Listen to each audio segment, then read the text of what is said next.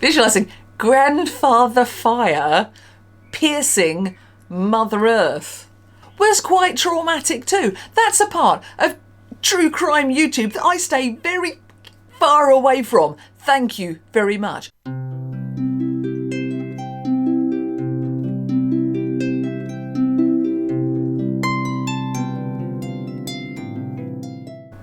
Hello and welcome back to Grumpy Old Crone with me, Annie, where I'm going to be whinging about things that don't matter very much in the witchcraft and pagan communities for about half an hour, give or take, depending on how many wild digressions I manage to go off on. Whoops, sorry, not sorry. Anyway, we're going to dive straight into it. So today's section on existing whilst witchy. Okay, so is it aesthetic? Is it annoying? I'm not really sure, but I'm certainly going to have a damn good complaint about today's existing whilst witchy subject. So it's the time of year when people are doing lots of festivals and various sites on the internet are really overrun with people making various witchy stuff. Today's little nugget of joy was somebody selling twigs. Well, I mean, when I say twigs, they were claiming wands, but they were twigs. Definitely twigs. They had cheap tumble stones stuck on the top, and the glue was hidden with some string that they'd wound around. They'd been dipped in dribbly wax for no apparent reason. I mean, why? As always, I say, why? What do you think the dribbly wax adds energetically? I'm not sure, but still, there it was, dribbly wax, dipped in dribbly wax, no reason. Stick, stone, string, dribbly wax. Check. Now, I don't really have a problem with that. I mean, it's not something I'd use myself, but honestly, a wand can be whatever you want it to be. You know, carefully carved piece of art, self-gathered wood from local woodland, carrot, you know, whatever, as long as it's pointy and can be used with intent. In the case of a carrot, useful for nibbling whilst hungry during long rituals. Or indeed, a twig. It's all good. I think it's a bit of a cheek and a case of taking advantage of people when you're selling a ritual tool that requires literally no skills to make apart from the ability to pick up a hot glue gun. But, you know, that's just me. I've never been keen on the dribbly wax thing either. But the bit that really got me was the fact that the description of the magical twigs took one sentence, and the second sentence, and it was a longer sentence, was asking people very seriously to note that the maker of the magical twigs was, and I've got to say this properly, a direct descendant of a very famous witch. Now, I have zero idea if this is true or not, and I'm not about to go prodding around in somebody else's family tree to see if it's accurate. But I will say that I don't think this is the flex that the twig wrangler imagined. First up, a super quick Google search, and I recommend you go do this search if you're doubting me in any way, but a super quick Google search will tell you that 1 in every 200 people today, alive today, anywhere in the world, is related to Genghis Khan. Now, unless this video completely tanks, the chances are high that at least 25 of you watching this are direct descendants of Genghis Khan. I mean, I think that's pretty cool, yeah, right? I mean, apparently, I fell down a bit of a rabbit hole here. You can tell, can't you? Nearly 9% of the current English population, 9%, are direct descendants of William the Conqueror. That's like 1 in 10 nearly. People marry and intermarry, and the DNA just kind of like spreads out, you know, like water on a tiled floor when you've been dropped a cup of tea or something. Just goes forever. So you might very well be a direct descendant of somebody hung as a witch, but so might a great deal of other people. I mean, because I'm from Essex and my family live very, very close to the location of some of the worst witchcraft trials in the UK, there's a strong chance that I'm related to some of the poor women who were victimised by Matthew Hopkins and all of his arsehole ilk. I mean, does that mean that I'm a more authentic witch than somebody from Biggleswade? No, it doesn't. I mean, for what it's worth, my great-grandfather also crewed an America's Cup yacht across the Atlantic. Does that mean you should trust me to sail you to America? No, it does not. I barely know one end of a boat from the other, and I'm pretty sure I'd be lethal in anything other than a pedalo on a boating lake. So, yeah, don't do that. And let's not forget here also, I mean, and there's a whole other video I want to do at some point, but let's not forget the fact that the vast majority of those murdered in the witch trials were not witches. They were just simply people who'd been targeted for personal or political reasons.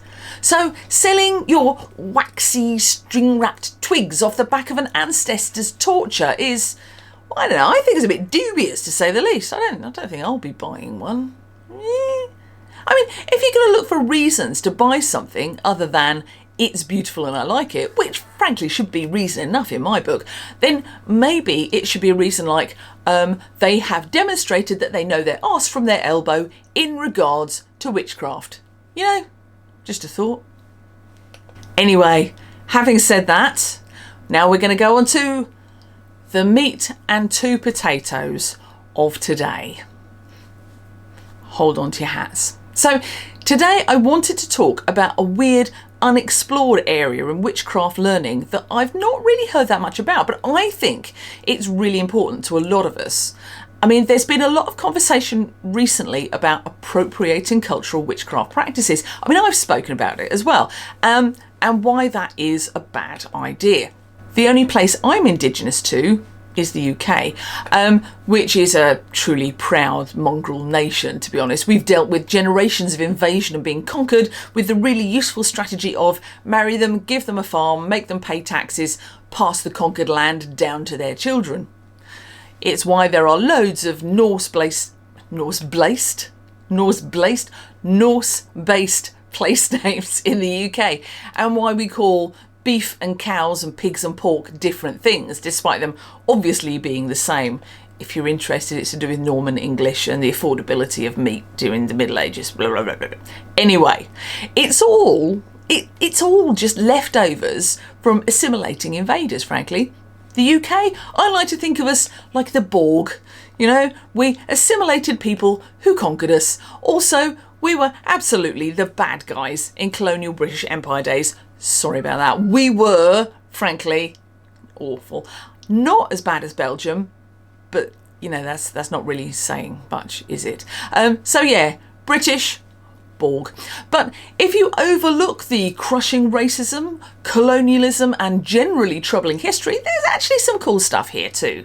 Kings, queens, castles, history, real ale, hill forts, stone circles, more folklore than you can wiggle a dribbly wax stick at as well. I'm extremely fond of all that stuff, although I generally prefer real cider, the serious alcoholic stuff that probably has a rat in each barrel, you know. Whoa, lovely.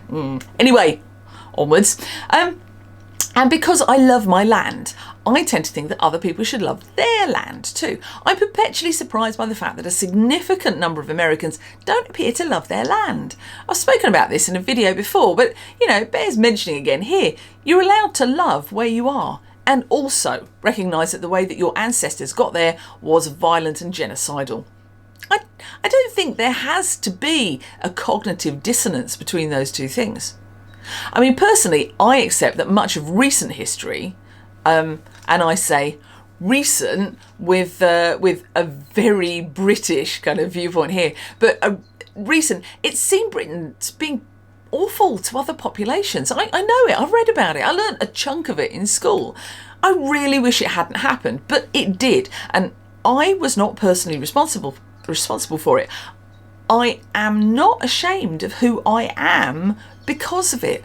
I do think that it gives me a bit of a burden to try even harder not to be a racist, fascist arsehole than perhaps I might if I was, say, from, I don't know, Uruguay, Timbuktu, wherever. But that's about my behaviour now, today, not about personal reparations for things that were done 200, 500, 600 years ago. So give that a bit of a think before we trek off into the unspoiled interior for the next bit.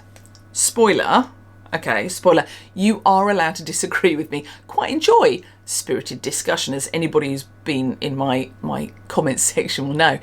So I am going to make a statement now, And I'm going to say it slowly because I think it's a thing that a lot of people find very, very hard to take in, okay? It is perfectly okay to be absolutely fascinated with another culture and the witchcraft and the folklore from that culture, whilst also understanding that it's not okay to add that practice to your own. Finding something interesting and learning all about it is not cultural appropriation. It is cultural respect. The moment we cross that tricksy appropriation bridge is when we start thinking that it's ours to add into our own practice, or when we start hunting through our DNA and our family histories to find some kind of justification, some scrap of justification to take the thing that we want. Or, and I cannot stress this enough, we start centering the practice on ourselves, deciding that we can teach about whatever we've learned and set ourselves up as an educator or an expert in a cultural practice that was never ours to start with. It's not hard to see why people get upset about this, I think. I mean, I'm familiar with this process because I have a deep and abiding love for all things related to Slavic witchcraft. I love the history, I love the folklore, I love the art, I love the things that have been inspired by these things. But is it mine? No, it is not. It is not mine. I am not Slavic. Maybe I've got some DNA there if I did a 24 on me, I don't know. But nobody within recent living memory knows anything about that. So it's not mine. I don't think I have any right to incorporate those practices into mine. But here's the thing. Do I think that it's okay to read about them? Yes. Yes, I do. I own lots of books about Slavic folklore and witchcraft, some of which are better than others, I will admit. But even the really bad ones have something to teach me, if only this is not the route to go down. And often in the process of reading and learning about something new, I can see that there are parallels to things that are already part of my practice, or things that I've learned about local folklore and witchcraft, which are very, very similar to things in my own area. And I love finding those similarities because that means there are things that I can incorporate with respect because they already occurred here. And sometimes, particularly in the relatively small geographic area of Europe, there are similarities because people travelled and left echoes of themselves behind in those travels. As an East Anglian witch, there's a strong line of connection to travel and water in how I work. I recognise that different cultural diasporas are everywhere. I mean, I've got family that moved from the UK to live in Bulgaria, so that movement of family, blood, folklore, it works in all directions. I come from a very long line of sailors. My family has been beside the sea for as many generations on my mother's side as anyone in my family has been able to trace. So curiosity about other places is probably partially hardwired into me. It's what my family has done for hundreds of years. But the crux of what I'm saying here is that there's nothing wrong in learning about other people and other ways of doing things. Knowledge and understanding is the enemy of bigotry, I've always thought. And if there is anything that the world needs less of, then it's bigotry, okay? Are you fascinated by Indigenous American nations? Why not? They are fascinating. Buy a book written by an Indigenous author. Support their work. Give to charities to help equal rights in law for Indigenous peoples. In love with the idea of being Scottish?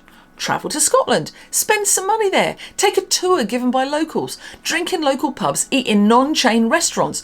You get the idea, I'm sure. Learning is good. Supporting the cultures to continue to be free and vibrant is even better. But claiming to be Indigenous when you don't live in a culture of First Peoples? Claiming to be Scottish, Irish, Welsh, Bulgarian, whatever, because you love that culture and want to be part of it? You know, that's a highway to irritating the people actually living and preserving the culture that you want to be part of.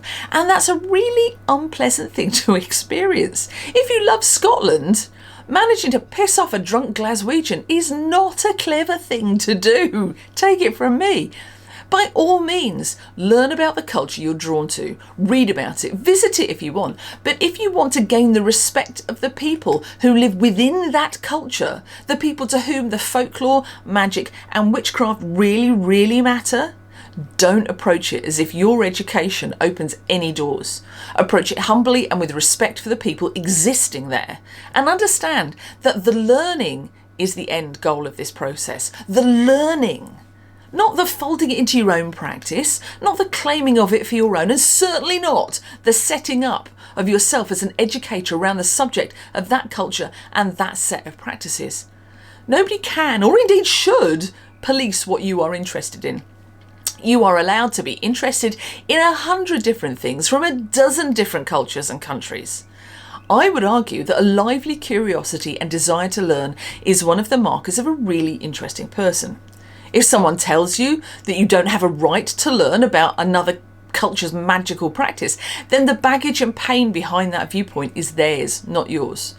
If you're an empathic person, then I hope you might be able to understand why some people do carry that pain, and that you can do everything possible to avoid adding to it. But once again, I'll say there's nothing wrong in being interested. Your interest cannot be policed, but your practice potentially can. And you never know where the kind of judgment and policing might come from. But I offer this little bit of life experience, okay? Mr. Grumpy Old Crone and I went to a little festival type thing many years ago. The person in charge claimed to be a pagan high priestess. And here's a digression question for you. Why do these people always want to be high priestesses? Right? Why are there never any normal priestesses? Do they just kind of go from neophyte to grand high poobah of every coven that ever there was with a sudden boom and a puff of smoke? Are the gods annoyed that everybody just leapfrogs over priestesses? I don't know. Anyway, enough of that. Answers on a postcard, references required for historical claims, please. But back to this festival thing.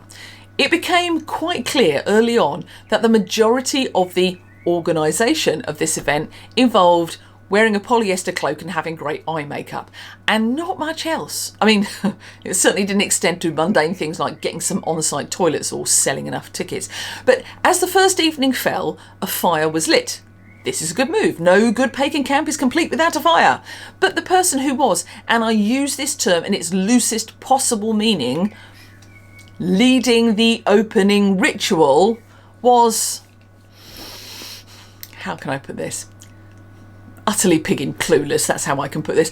We had some fake American First Peoples chanting, complete with ha hey hey hey ha hey hey hey hey noises.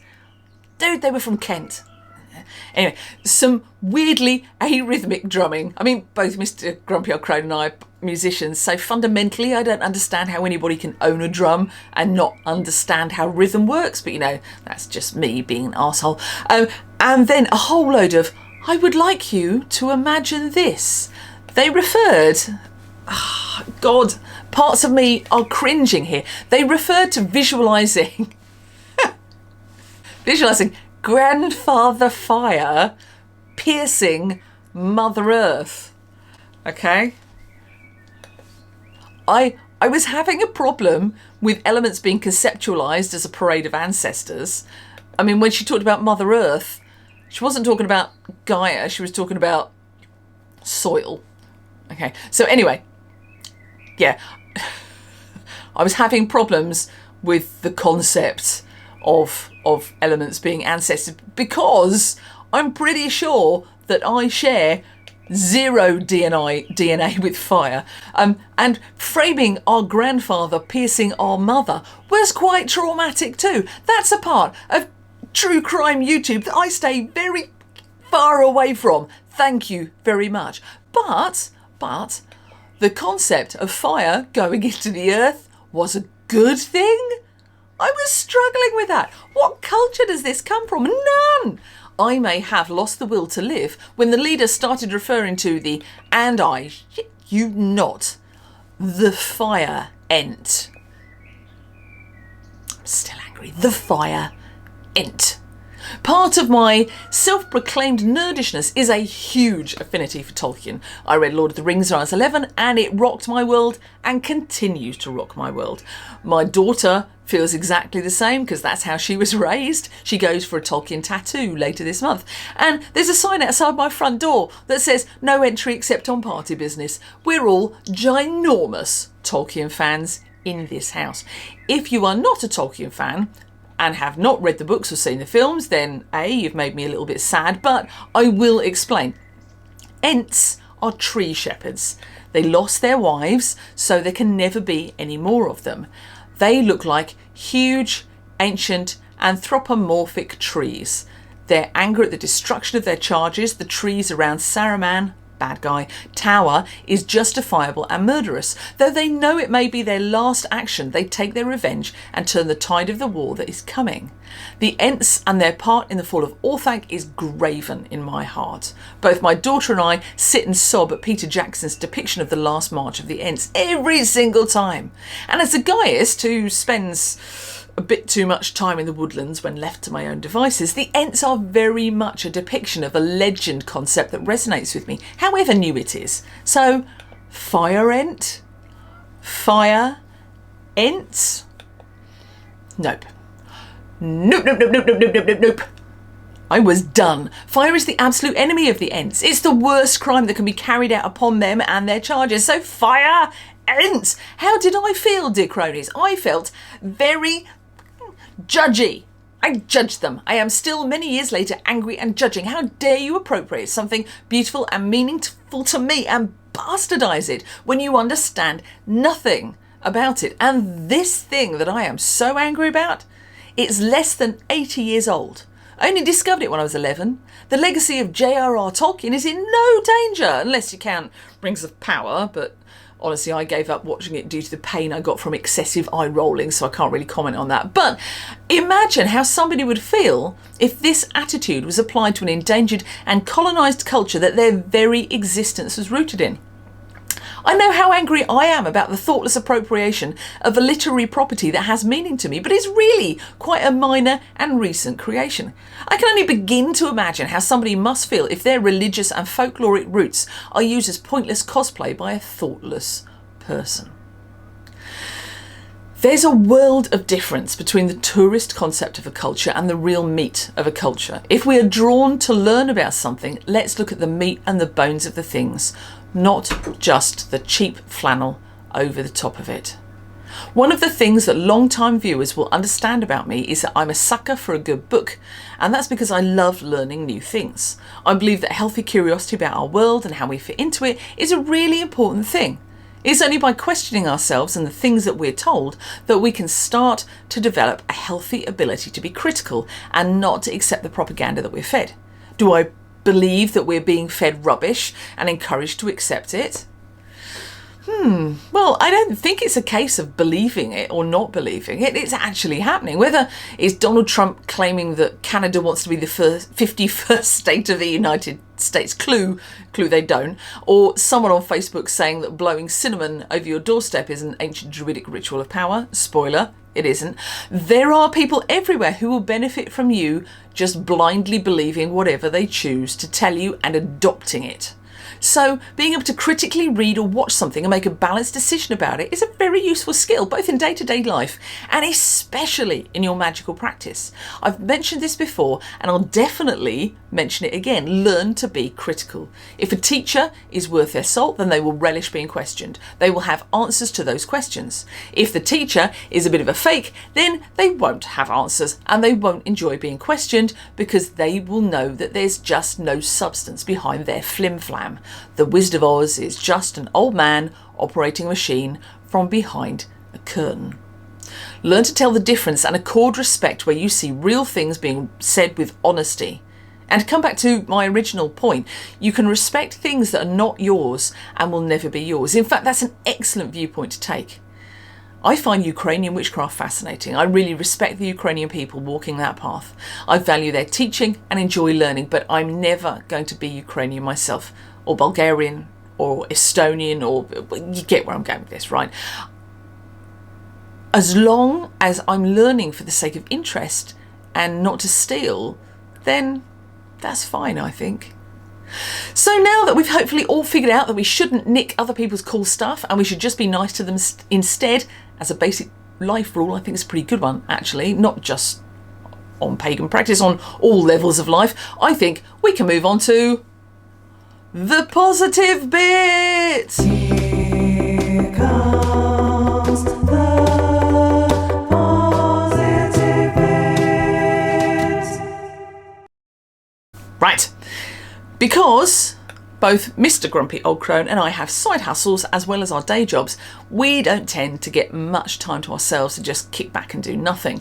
Just to be very clear here, I am not moaning. I spent a long time living with a lot of financial hardship, and having extra jobs that I actively enjoy is something that makes me smile every time I think about it. I've done some really spectacularly awful jobs in my time, and having done 6 months cleaning the bedpan sluice in an old people's home in Brighton, I will certainly appreciate making YouTube videos.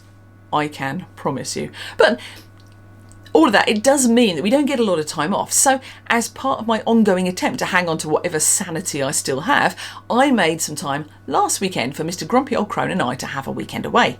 We crossed over county borders. Don't laugh, anyone in Texas, it took about 45 minutes.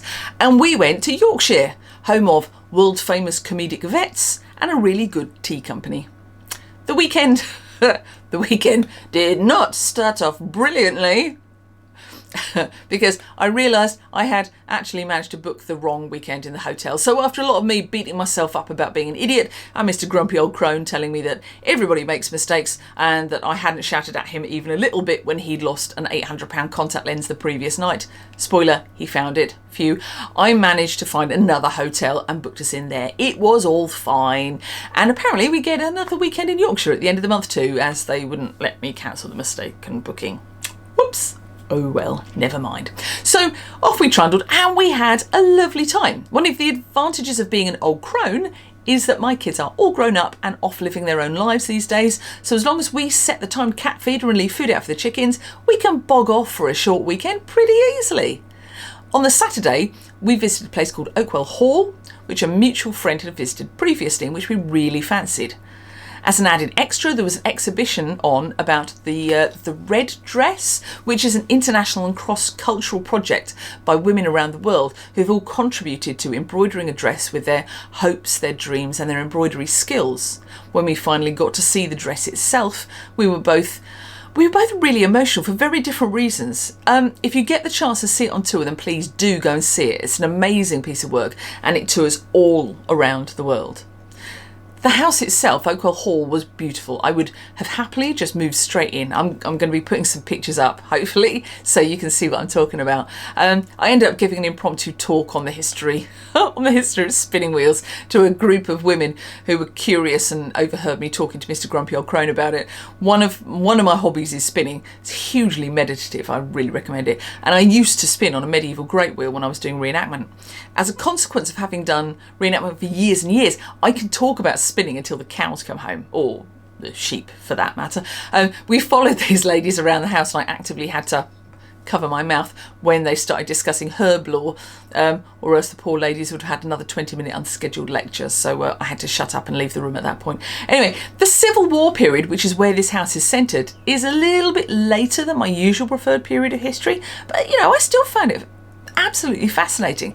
And this house and garden was just a beautiful example. If you're in the UK and you have a chance to visit, I really recommend it. It was completely free too, although we may have spent the equivalent amount on multiple ice creams because it was really, really hot. But anyway, the following day I don't have many pictures of because we went to the Leeds Armoury Museum and I just forgot because we were so busy. The Leeds Armoury Museum, it may be the happiest place on earth for Mr. Grumpy Old Crone. It's like dropping a small child into Disney World, dropping him into a place with a huge amount of swords, guns, armour. We saw at least 2 suits of Henry VIII's armour. Mr. Grumpy Old Crone got to play with some guns, muskets, rifles, non-firing though. We're not in America. I saw a set of elephant armour. How cool is that? And we got to see, you remember I said about being a Tolkien nerd, we got to see the artists' models of Aragorn, Boromir and Frodo's swords from the Peter Jackson Lord of the Rings trilogy. I got very excited, but I completely forgot to take any pictures, except this one, which a friend of mine thought was a brilliant depiction of my lovely husband wanting to own this set of armour. Having known my husband for 30 years nearly, first as a friend, then as a band member, finally as a boyfriend and husband, I will say that I can promise you I know what he was thinking. And that was not, I want to own this suit of armour, but rather, I want to make that suit of armour. It was a lovely week away, and weekend away even, and we really ought to do it more often. We're now starting to gear up for a huge show with our fantasy fighting troupe. Mr. Grumpy Old Crone is off today to go and visit a friend, work on fight choreography, whilst I'm going to start making some costume in a minute. The show is called Fantasy Forest, and we will be there as Academy of the Wolf, teaching people how to sword fight, brew potions, and more. I promise to try and get some good vlog footage of it, as it's a huge festival and a whole lot of fun. We've had some poor luck over the past 2 years, as 2023 got partially called off and evacuated due to a big storm flattening chunks of the festival site, and 2024 featured poor old Mr. Grumpy Old Crone and I ending up in accident and emergency when he got really poorly there. So we've all got our fingers crossed for this one being absolutely perfect. We do, I think. I'm cooking over a fire with the battle spoon for a good chunk of this one, so we'll smell entirely of smoke, no matter how many early morning showers I manage to get. And as we're working the show, we'll be there a day earlier than most of the public, so we'll hopefully get a slightly more leisurely start than we normally do at this kind of event. So I'm going to sign off now, as I'd like to get this edited up and onto YouTube in the very near future. May your tea be hot, your mead be cold, and your cats remember where the litter tray is. Bye!